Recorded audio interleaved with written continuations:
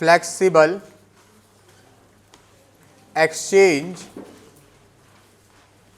Rate system,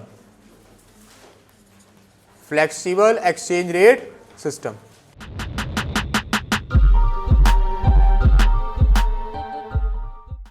आराम से सुनिए इसको, क्या होता है फ्लेक्सिबल एक्सचेंज रेट सिस्टम। देखिए हमारे पास इस सिस्टम के अंदर, फ्लेक्सिबल एक्सचेंज रेट सिस्टम के अंदर एक सीधा सा एक लाइन लिखता हूं और ये खत्म हो जाएगा, R is equals to F D S, खत्म। क्या बोला मैंने? R is equals to F D S. भैया क्या बोल दिया आपने?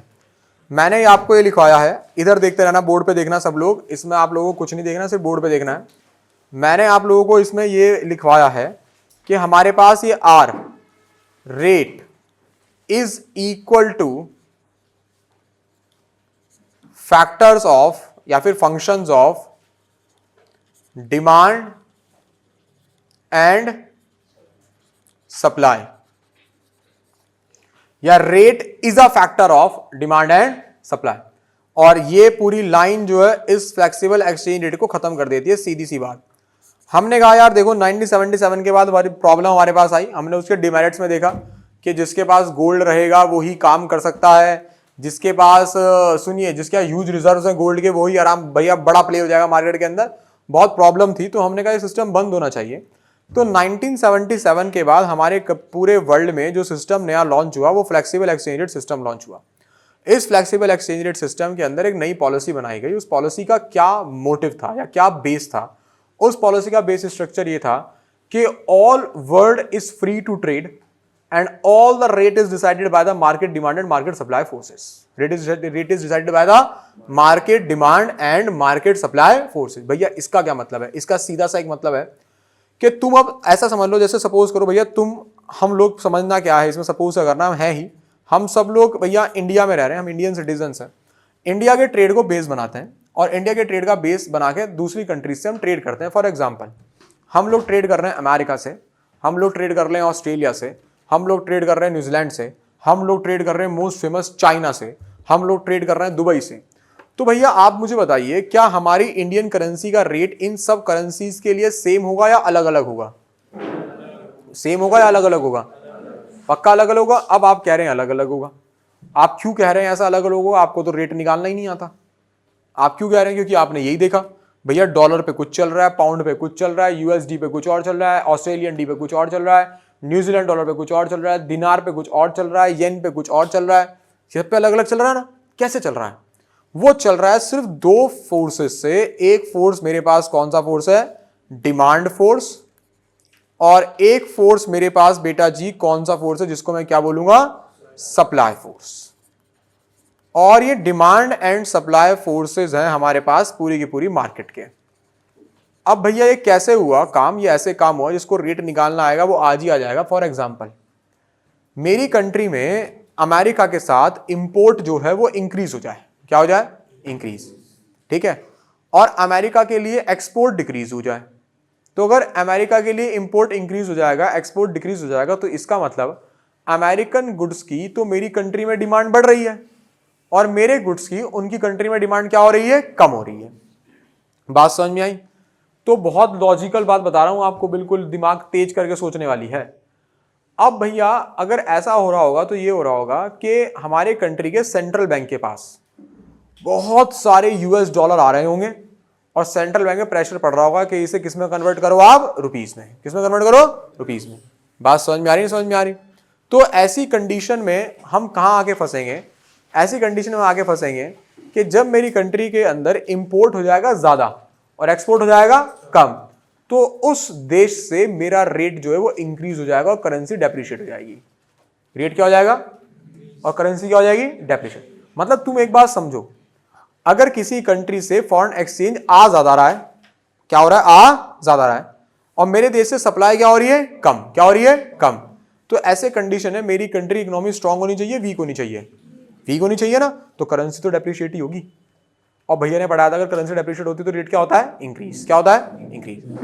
तो आज ना तुम ना जब ट्रेड करोगे ना अपने कंट्री से, तो कैसे ट्रेड देखा जाता है कि उस कंट्री से हमारे ट्रेडिंग रिलेशंस क्या है, वहां से कितना इंपोर्ट एक्सपोर्ट हो रहा है।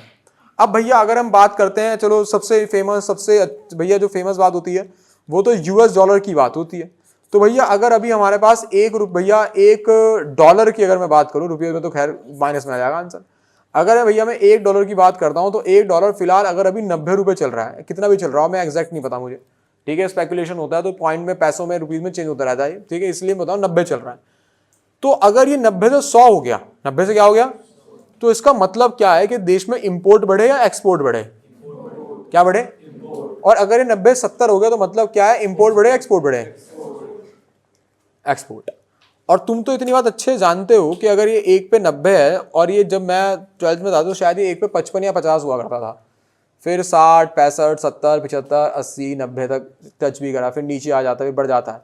तो अमेरिकन गुड्स हम लोग ज्यादा लेना पसंद करते हैं, बट अमेरिकन इंडियन गुड्स लेना ज्यादा पसंद नहीं करते। बात समझ में आई, नहीं समझ में आई आपको? तो पूरे वर्ल्ड के साथ ये ट्रेड ऐसे ही चलेगा भैया। अगर न्यूजीलैंड वाले इंडिया के गुड्स एक्सपोर्ट करा रहे हैं ज्यादा, तो न्यूजीलैंड के लिए डॉलर क्या होगा, कम होगा। जर्मन के लिए क्या होगा, कम होगा, ठीक है ना भैया। दुबई के लिए क्या होगा, कम होगा।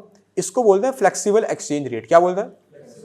आज पूरे वर्ल्ड में यही चलता है। तो पूरा वर्ल्ड किस बात पे फोकस कर रहा है? अपनी इकोनॉमी को स्ट्रांग करने के लिए। अब उसकी इकोनॉमी कैसे स्ट्रांग होगी? दो बताना, दो सबसे बड़ी कंट्री जो एक दूसरे के साथ इकोनॉमिक वॉर कर रही है नंबर 1 पे आने के लिए, अमेरिका और चाइना। अमेरिका और इन दोनों कंट्री में कॉमन बात बताना। दोनों में आराम से सोचो, मैं कोई तो भागा दौड़ना जा रहा, चैप्टर लास्ट चैप्टर पे है, सिलेबस खत्म हो गया हमारा, नवंबर में निपटेगा, बहुत महीने में, तो 2 महीने 60 दिन, दोबारा ही पढ़ो तब भी पढ़ लो सारा। इंडस्ट्रियल सेक्टर और ट्रेड, ये सारे सेक्टर ना, ये दोनों कंट्रियां, जरा टाइम लेते सोचना, मैं बोला हाँ या ना तो बता देना, गलत है सही है। ये दोनों कंट्रियां ना अपने आप को प्रोड्यूसर्स बना रही हैं। क्या बना रही हैं? और पूरे वर्ल्ड को बना रही हैं अपना कंज्यूमर्स। क्या बना रही हैं? अब दिमाग लगा के सोचो भैया, सही कह रहे हैं।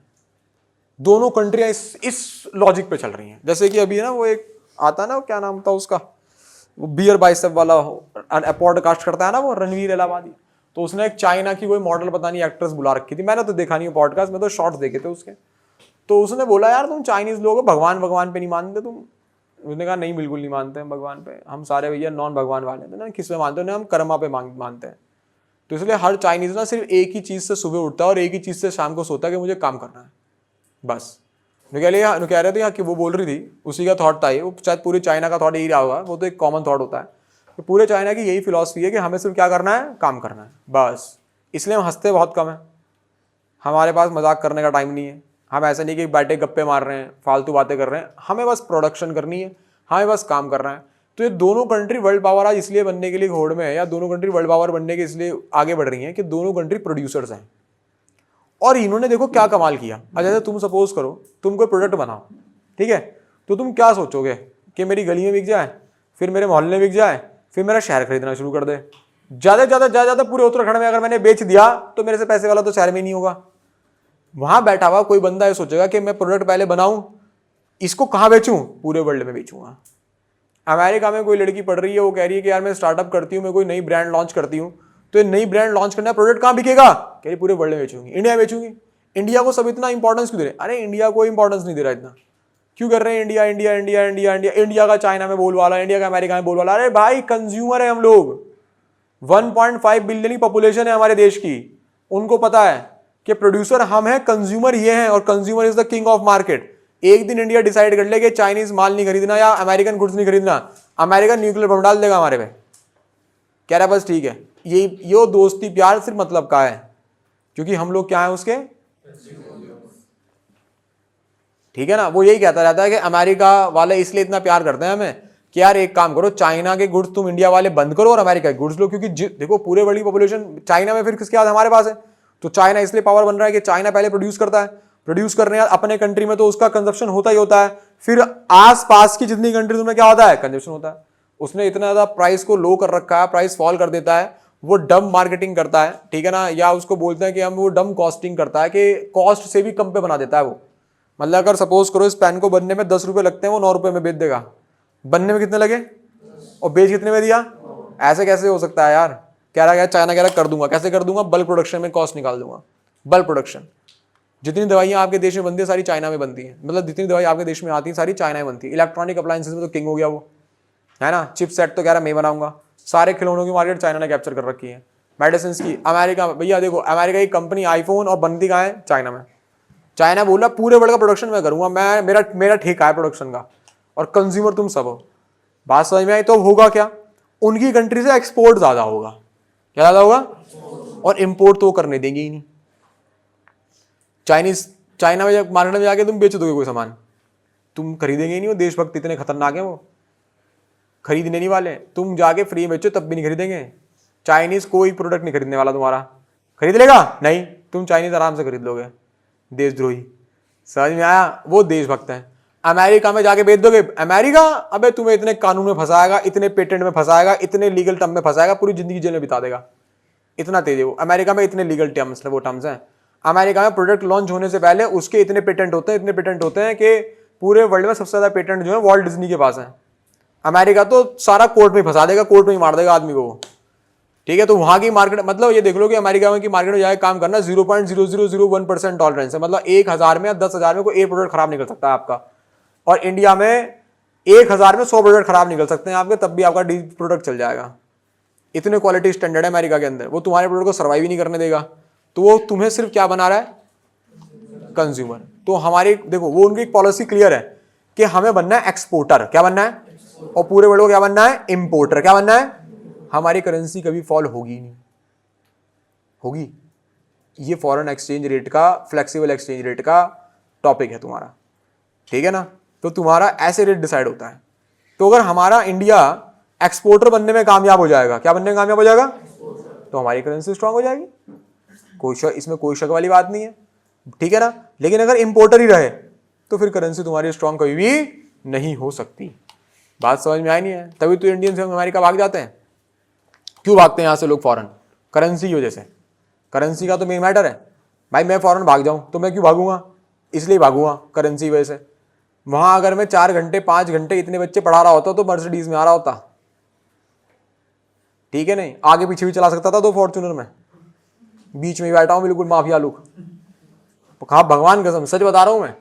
अगर इतने जैसे मैं एक फ्रीलांसर टीचर हूं, और फ्रीलांसर टीचर में मैं नंबर ऑफ स्टूडेंट्स जो टीच करता हूं, और इसी फीस पे ठीक है $2000 रुपए अगर मैं अमेरिका में एक बच्चे से ले रहा होता और इतने बच्चे पढ़ा रहा होता, तुम तो सारे अकाउंटेंसी वाले हो, कैलकुलेट कर लेते रेवेन्यू मेरी, पागल हो जाते हैं हरिद्वार वाले। कहते क्या हो रहा है अलीबाबा 40 चोर। सही बता रहा मैं आपको, हाँ है ना। तो मैं अगर यहाँ से बाई चांस भाग गया अमेरिका, तो क्यों भागूंगा, सिर्फ करेंसी की वजह से कि वहां फटाफट कमाओ, इंडिया में आओ, इन्वेस्ट कर दो, 5 होटल खड़े मेरे अकेले के, उन्हें अब मजे लो। तो जवानी मांगी बुढ़ापा यहाँ का। क्या बोला मैंने कि पैसे की पाल लियो ना यहाँ पे, करेंसी चेंज हो जाएगी। क्या चेंज हो जाएगी, करेंसी। तुम मत भाग जाना, देश मेरे मेरी जान है तू। आ जाओ टॉपिक में। डिमांड और सप्लाई फोर्स समझ में आ गया, कोई दिक्कत नहीं।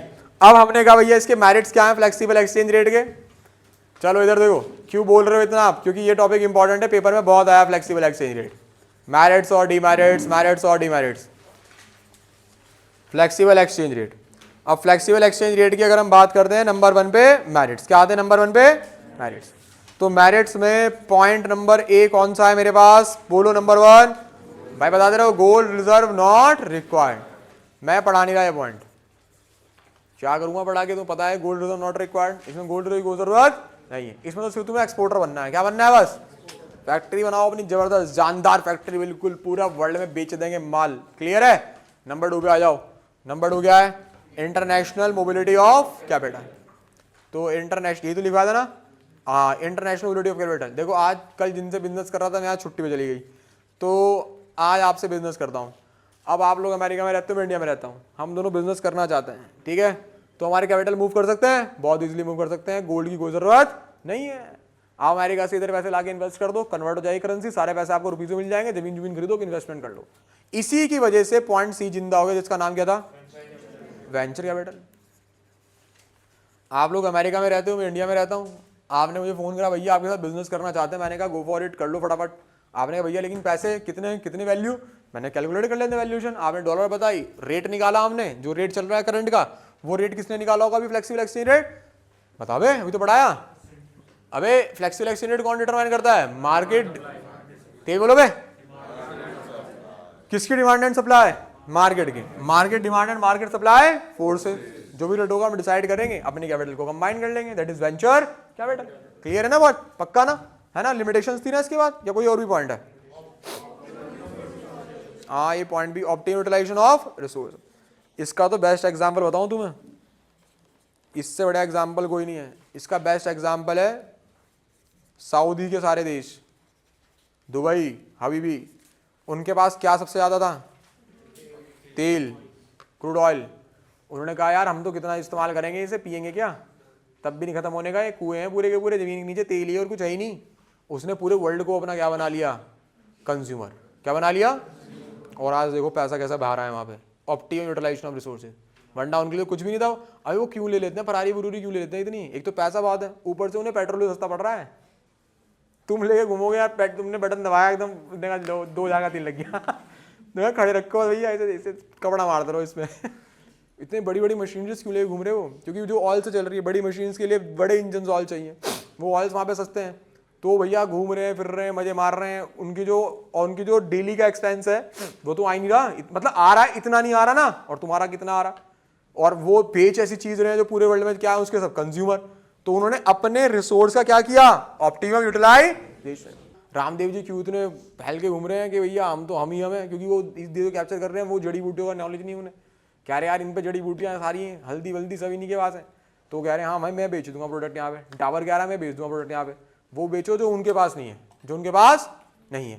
अब तुम कह रहे हो भैया हाँ we want to start a new fashion brand, और वो इटली वाले पागल हैं, we want to start a new fashion brand, वो तुम्हें ब्रांड बनाने देंगे? हाँ, कहीं भी बनाने देंगे। तुम इंडिया में रह जाओगे, ऐसी चीज बनाओ जो विदेशी खरीदे। क्या खरीदे? कौन खरीदे?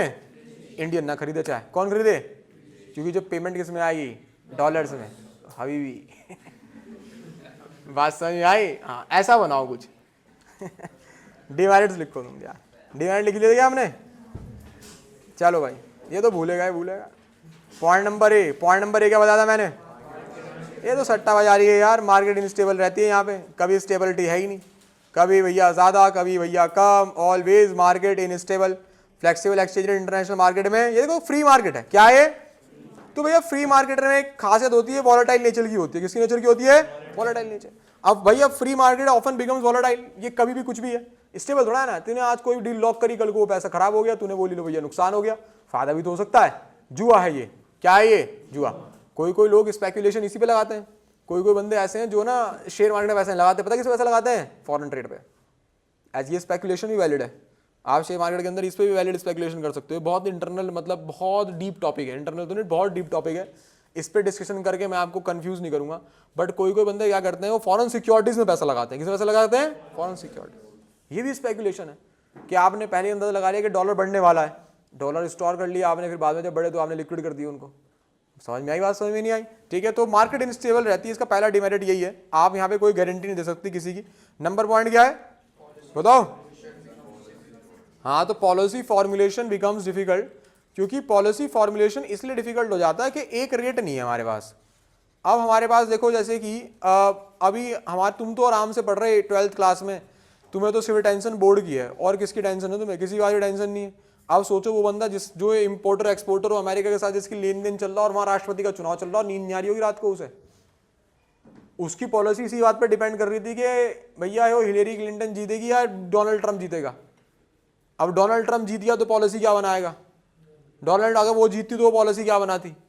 तो उनकी तो रातों की नींद उड़ी हुई है उससे। अब अगर किसी ने पैसा लगा रखा होगा कि वो जीतेगी, वो तो बर्बाद हो गया, ट्रंप जीत गया। बात समझ में आई नहीं है? तो यहाँ पे ना आपको पॉलिसी नहीं फॉर्म कर सकते। क्या नहीं फॉर्म कर सकते? पॉलिसी, क्योंकि मार्केट इनस्टेबल है। मार्केट क्या है? स्टेबल। क्लियर हुई? तीसरा भी लिखवाए को, दो लिखवाए? ये सेम बात ही है। बायलैटरल का मतलब होता है टू साइडेड। क्या मतलब होता है? तो टू साइडेड ट्रेड इसलिए डिफिकल्ट है क्योंकि एक रेट नहीं है। क्या नहीं है? एक रेट नहीं है। क्लियर हो गई बात? पक्का? अगले पॉइंट पे चलें। अगला point manage floating. Manage floating, dirty floating भी लिखवाया था मैंने, क्लीन फ्लोट, डर्टी फ्लोट, ऐसा कुछ लिखवाया था। हाँ, सुनो, ये ना तुम्हें ये समझ में नहीं आएगा, तुम कहोगे ऐसा कहाँ से होता है, तुम तो झूठ बोल रहे हो। मैं बोलूँगा झूठ बोल ही रहा तो सुन ही रहो, तुम क्या करेंगे? सुनो ध्यान से। अब हमारे पास एक नेक्स्ट टॉपिक है जिसका नाम है केशव महाराज, क्या नाम है बताओ? Market floating. Market floating, manage floating. हाँ यार मैनेज फ्लोटिंग, मैनेज फ्लोटिंग नाम में मैनेज है इसमें, तो ये फ्लोटिंग मैनेज हो जाएगी यार।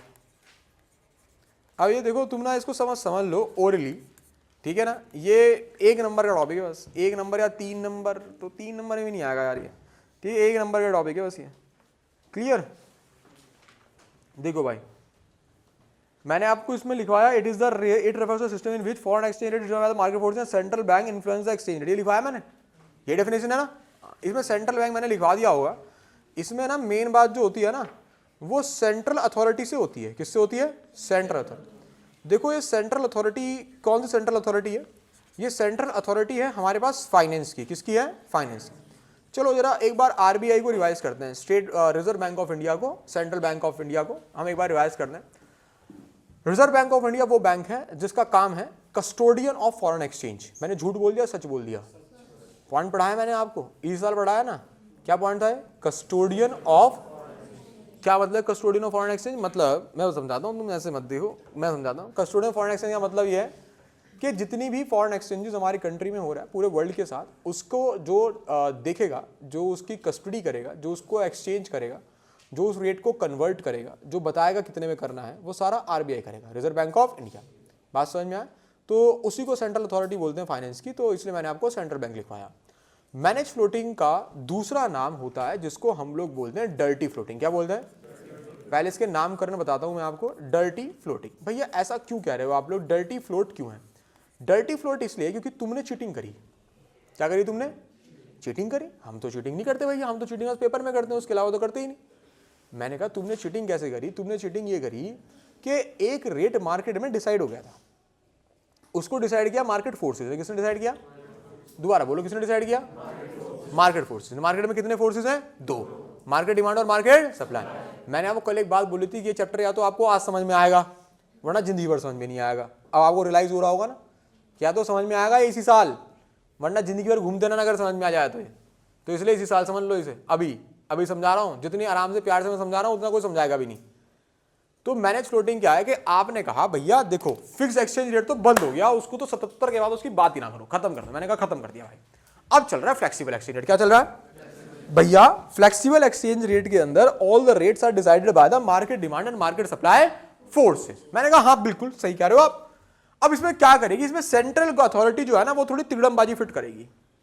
सेंट्रल अथॉरिटी आगे बोलेगी, वो देखेगी यार मेरे देश में ना फॉरेन करेंसीज खत्म हो रही हैं, आरबीआई का स्टडी कर रही है ना, कह रहा है डॉलर खत्म हो रहा है। क्या खत्म हो रहा है? डॉलर। तो डॉलर के अगेंस्ट में अपनी कंट्री की करेंसी की वैल्यू को डीवैल्यू कर देगी। क्या कर देगी? डीवैल्यू। बात समझ में आया? जैसे कि एक्सपोर्ट हाउसेस को बोल दिया कि एक्सपोर्ट बंद कर दो, क्लियर। और हमने जो स्पेशल इकोनॉमिक जोन्स बनाई है ना उनमें थोड़े टैक्स रेट्स को इंक्रीज कर दिया, चलिए बोले टैक्स रेट बढ़ा दो, एक्स्ट्रा ड्यूटी लगा दी, क्लियर है। मतलब हमारी इंटरनल पॉलिसी तो हमारे हाथ में है ना यार, हम चेंज कर सकते हैं वो। अब तू एक्सपोर्ट करने वाली है, अब गवर्नमेंट चाहती है तू एक्सपोर्ट ना कर, तू कर ही नहीं पाएगी एक्सपोर्ट। मैंने आपको समझाया भी है। तुम्हारे पास कितना पैसा होना चाहिए कौन चाहती है? ये आरबीआई डिसाइड करती है। कौन डिसाइड करती है? Bye loan policies. उसने कर दिया ऐसा तिगड़मबाजी, और तिगड़मबाजी करते मतलब रेट आराम से मार्केट ने डिसाइड कर लिया आधी थी, लेकिन आरबीआई ने क्या किया? इंटरफेयर किया। क्या किया? और इंटरफेयर करके रेट में छेड़खानी कर दी। समझ में आया? तो इस फ्लोट को जो क्लीन फ्लोट हो रहा था, क्या फ्लोट हो रहा था? तू अमेरिका में इंडिया, हम दोनों ने मिलकर रेट डिसाइड किया मार्केट में, कोई इसमें तिगड़मबाजी नहीं, तो क्लीन फ्लोट था ये। क्या फ्लोट था? अब क्लीन फ्लोट था। अब ये सब जो है आरबीआई वाले, इन्होंने कहा क्लीन फ्लोट हो रहा है तो देश को नुकसान हो रहा है, इन्होंने इसमें थोड़ा सा तिगड़मबाजी फिट कर दी, और उस तिगड़मबाजी से भैया ये क्लीन फ्लोट क्या बन गया? Dirty float. और डर्टी फ्लोट को क्या कहा जाता है? Manage floating. खत्म हो गया। बताओ समझ में आया?